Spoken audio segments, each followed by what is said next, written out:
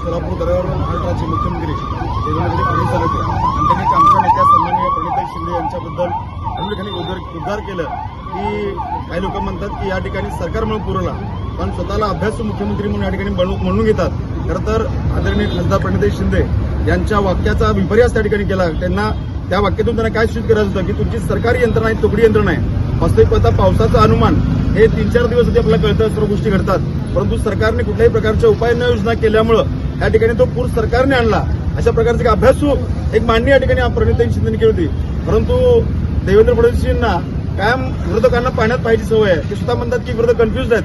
मला वाटतं की महाराष्ट्राच्या राजकारणात सर्वात कन्फ्युज मुख्यमंत्री कोण असतील ते देवेंद्र फडणवीस आहेत. कारण की अजित पवार असतील, छगन भुजबळ असतील, यांना ते चकी पिसिंग म्हणतात, परंतु त्यांच्यासोबत जाऊन सत्ता या ठिकाणी घेतात.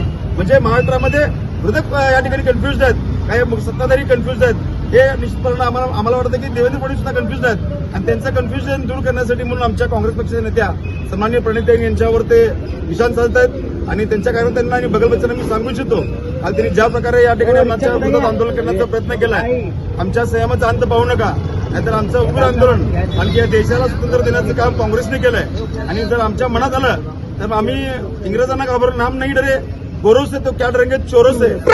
तुम संघर्ष करो.